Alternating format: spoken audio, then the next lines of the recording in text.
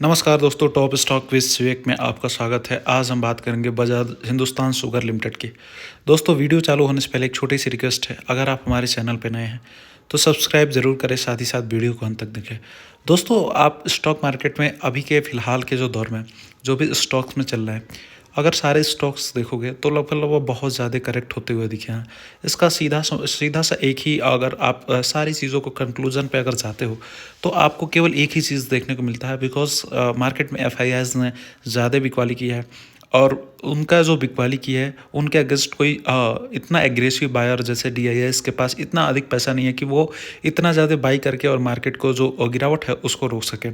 तो यही एक रीज़न है जो मार्केट में गिरावट का मेन रीज़न है। और उसका इम्पैक्ट अगर आप देखते हो, जो इंडेक्स गिरे हैं, जो पूरी मार्केट गिरी है, उसी का जो मेन रीज़न है स्टॉक्स, अच्छे अच्छे स्टॉक्स भी अपने टॉप से बहुत नीचे तक आ चुके हैं। तो बजाज हिंदुस्तान शुगर में भी यही सारा सिचुएशन है। ऐसा कोई भी न्यूज़ नहीं है जिसकी वजह से स्टॉक प्राइस इतना नीचे आया है, बट ये मार्केट का सेंटिमेंट है। बिकॉज अगर आप इसमें शेयर होल्डिंग पैटर्न में, चलिए मैं आपको दिखा देता हूँ। सबसे पहले अगर आप यहाँ पे शेयर होल्डिंग पैटर्न में जाएंगे तो यहाँ पे क्या दिखेगा आपको, तो यहाँ पे अगर आप देखते हो शेयर होल्डिंग पैटर्न में, तो यहाँ पे पब्लिक की हिस्सेदारी बहुत ज़्यादा है, 63.42। तो इसीलिए अगर कोई भी किसी भी स्टॉक्स में अगर शेयर होल्डिंग पैटर्न में जाते हो तो वहाँ पब्लिक का हिस्सेदारी सबसे ज़्यादा ज़रूरी है कि आप वहाँ देखते हो कितना। तो ये जो पब्लिक है ना, ये अपने आप को जो एक फोमो है, जब मार्केट गिरने लगता है ना तो दोस्तों लोगों को लगता है कि मार्केट गिरता है तो फिर मार्केट अगेन ये बाउंस बैक नहीं करेगा, लेकिन ऐसा कुछ भी नहीं है। तो ऐसे स्टॉक्स जिनमें शेयर होल्डिंग पैटर्न में पब्लिक की ज़्यादा हिस्सेदारी है, तो वैसे स्टॉक्स में ऐसा ही होता है जैसा अभी बजाज हिंदुस्तान शुगर में हुआ है। तो दोस्तों, अगर आपको ऐसा लगता है कि कंपनी का फाइनेंशियल अच्छा है, बिजनेस अच्छा है, कंपनी ग्रो करेगी और किसी सर्टेन रीज़न के वजह से मार्केट में कंपनी का जो प्राइस है वो नीचे आ जाता है, तो ऐसा नहीं है कि फिर से प्राइस बाउंस बैक नहीं करेगा। कंपनी का अगर बिजनेस अच्छा रहेगा तो कंपनी डेफिनेटली बाउंस बैक करेगी। तो चलिए हम दोस्तों इसका थोड़ा एक आपको बिजनेस, टेक्निकल और फाइनेंशियल तीनों चीज़ें मैं बता देता हूँ। फिर उसके बाद सारी चीज़ें आपको बता के मैं कंपनी के टेक्निकल टारगेट तरफ लेके जाऊँगा। तो अगर बजाज हिंदुस्तान शुगर की बात कर लिया तो ये 1931 में कंपनी आई थी और इसका नाम था the Hindustan sugar mills limited. The company is engaged in manufacturing of sugar, alcohol, ethanol and generation of power. तो जो कंपनी का जो मेन बिजनेस है वो जो चीनी है, अपना शुगर बनाना, अल्कोहल, एथेनॉल का है और जनरेशन ऑफ पावर। तो पावर का भी ये जनरेशन करती है। तो अगर आप देखते हैं यहाँ पे कंपनी के मार्केट कैपिटलाइजेशन की बात कर ले तो 3,417 करोड़ के आसपास कंपनी का मार्केट कैपिटलाइजेशन है। करंट प्राइस जो है 26.8 के आसपास ट्रेड कर रही है कंपनी। हाई लो की बात कर लिए तो 46 हाई था और 24.8 लो है। आई थिंक आज और कंपनी अगर देखते हो तो लगभग 4.5% टॉप से डाउन है और ऑलमोस्ट लोअर सर्किट लगता हुआ कंपनी में दिख रहा है। स्टॉक पी इज़ नथिंग है टू सुक बुक वैल्यू 33 रुपये के आसपास है, लेकिन बुक वैल्यू के आसपास भी स्टॉक नहीं है। अगर बुक वैल्यू के आसपास भी जाता है यहाँ से तो लगभग 30-40% का आपको गेन मिलने को देख सकता है। आरओसी की बात कर लिया तो 0.80% के आसपास आरओसी है। फेस वैल्यू की बात कर लिया तो 1 रुपये के आसपास है। ROC is not up to the mark, R O is -1.90%। तो आगे चलते हैं दोस्तों, हम बात कर लेते हैं कंपनी का फाइनेंशियल में। तो यहाँ पे अगर आप देखते हो तो कंपनी का जो क्वार्टरली रिजल्ट है सितंबर 24 क्वार्टर का, इसको लास्ट ईयर के सेम क्वार्टर से अगर आप कंपेयर करते हो तो यहाँ पे इनका जो सेल्स है, नंबर ऑफ सेल्स इंक्रीज होता हुआ दिख रहा है आपको। यहाँ पे अगर आप नेट प्रॉफिट की बात करते हो तो नेट प्रॉफिट जो इनका सितंबर में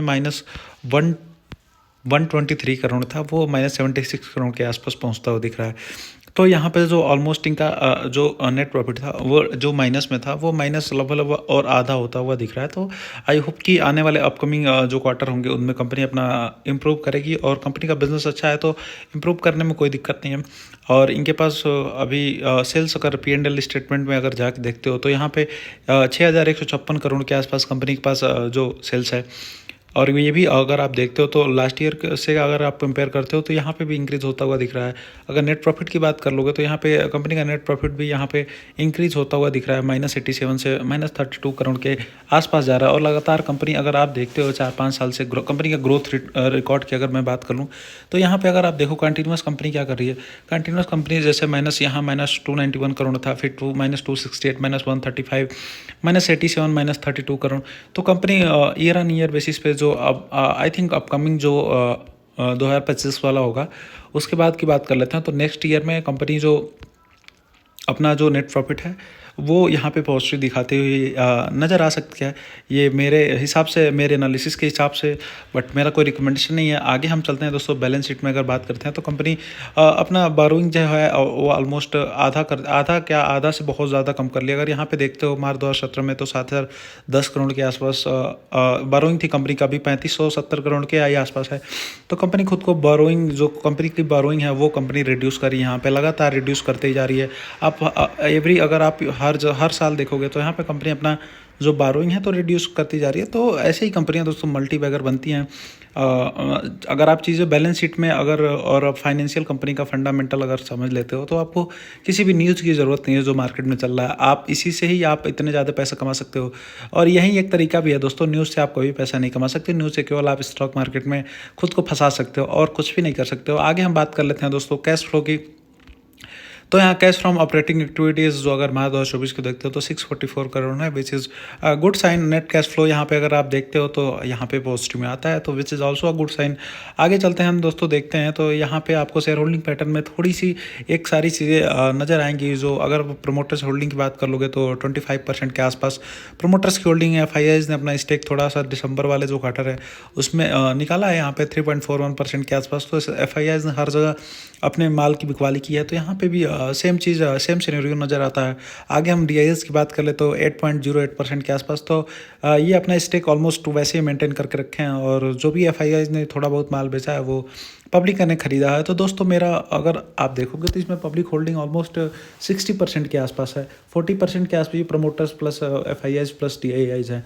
तो अगर इस तरफ से देखते हो तो अगर दोस्तों हमेशा क्यों ये ऐसा बोला जाता है कि आप जिसमें पब्लिक की शेयर होल्डिंग ज़्यादा है उसमें इन्वेस्ट मत करो, बिकॉज जब भी मार्केट का सेंटीमेंट थोड़ा सा भी निगेटिव होता है तो सबसे पहले यही स्टॉक नीचे आते हैं जिनमें पब्लिक की हिस्सेदारी ज़्यादा होती है। बिकॉज पब्लिक को क्या लगता है कि स्टॉक मार्केट में हमेशा ऊपर चलता है वही अच्छी चीज़ है, अगर थोड़ा सा भी नीचे आता है तो उनका पैसा लॉस होने लगता है। तो ये सारी चीज़ें नहीं होनी चाहिए। अगर आपने कंपनी में कुछ सोच समझ के लगाया है, आपने एनालिसिस करके लगाया है, तो definitely that company will bounce back. समय लग सकता है 5 महीने, 10 महीने, साल भर, 2 साल, लेकिन कंपनी बाउंस बैक करेगी अगर कंपनी का फंडामेंटल अच्छा है, बिजनेस अच्छा है, फाइनेंशियल अच्छा है। तो चलिए दोस्तों हम टेक्निकल चार्ट पैटर्न पे चलते हैं। यहाँ पे देखेंगे कंपनी का टेक्निकल चार्ट पैटर्न क्या कहता है हमको। तो सबसे पहले हमको वीकली कैंडलस्टिक चार्ट पैटर्न पे जाना है। तो अगर आप देखते हो एक ट्रेंड लाइन मैंने बना रखी है यहाँ पे। तो अगर एक ट्रेंड लाइन देखते हो तो यहाँ पे इसको ट्रेंड लाइन को स्टॉक ने तोड़ा, और यहाँ पे जब ने स्टॉक ने तोड़ा तो अब जो नेक्स्ट टारगेट इसको निकल के आता है वो जो कहाँ तक स्टॉक प्राइस जाएगा नीचे की तरफ। तो अगर मैं आपको दिखाना चाहूँ तो जो ये वाला एरिया है इसके आसपास, ये वाला जो एरिया है जो मैंने बना रखा है, ये एक बहुत मजबूत सपोर्ट का काम कर रहा है। और अगर यहाँ पे स्टॉक आने के बाद, अगर स्टॉक यहाँ पे जब भी आता है, स्टॉक आने के बाद यहाँ पे अगर कंसोलिडेट करता है, कंसोलिडेट करने के बाद यहाँ से स्टॉक अगर हैवी वॉल्यूम के साथ ऊपर चलना चालू करता है तो ऑलमोस्ट आपको बहुत जल्द ही ये जो इसका जो टारगेट है ऑलमोस्ट कितने रुपए वाला, 50 रुपये के आसपास जाता हुआ दिख रहा है।